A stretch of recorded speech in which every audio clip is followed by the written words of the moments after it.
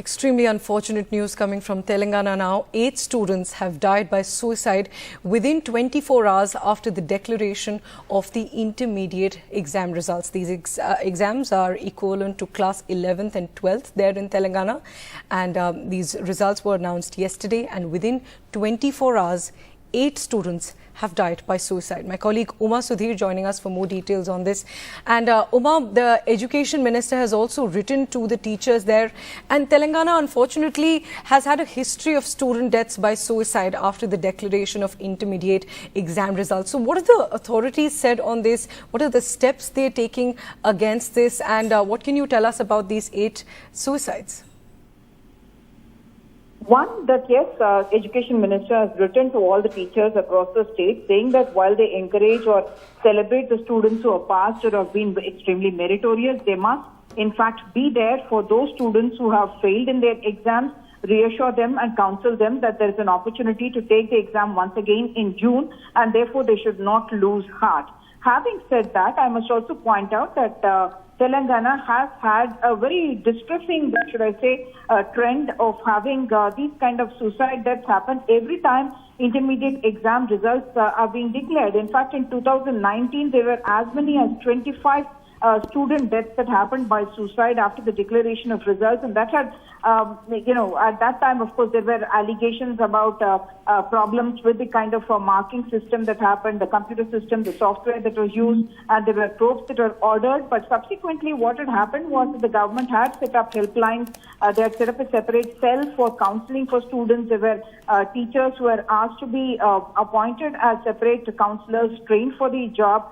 And yet nothing seems to have really changed. Of course, post that we had the COVID pandemic, and then in 2021, in fact, after they had declared everyone as passed, subsequently they had a provisional exam, after which the 6 students had, failed in the provisional exam. And at that time, the government said, no, we will declare everyone passed because we don't want this kind of spate of suicides, and we'll let them sit for their class 12 exam. So what I must point out is that 9.48 lakh students appear for the class 11 and 12 exams.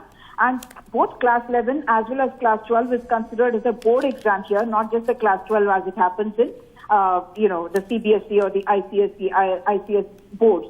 What is shocking, should I say, or unacceptable is that 3.55 lakh out of these 9.48 lakh have actually failed, which means 1 in every 3 students is actually failing. And among those who have killed themselves are not just class 12 students but also class 11 students.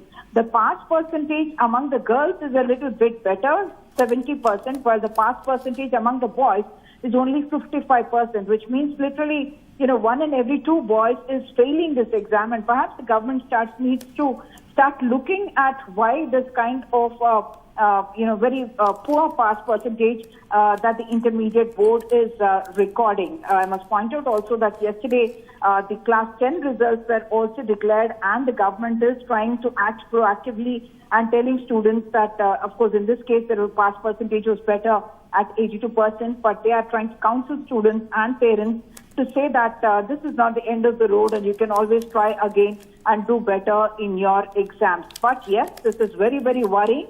8 students that we are talking about, at least 2 others, attempted suicide and were saved in the nick of time. And there was, in fact, another very sad case of suicide in April that happened, where a boy, a tribal boy who was studying in a residential school, in fact, died by suicide at his home. He was expecting that he's not going to do well and he's not going to live up to his own expectations of getting an MBBS seat. And that boy has in fact scored 89.2% in his class 12 exams, which really means that children need counseling. Children are needing that kind of a support service. And the numbers that we are, putting up, those helplines that we are putting up on our TV screen as well, to tell students that you must reach out for help if you are having thoughts of depression or feeling that you are not able to do well in life. So counseling is a very critical part of this entire exercise. Back to you.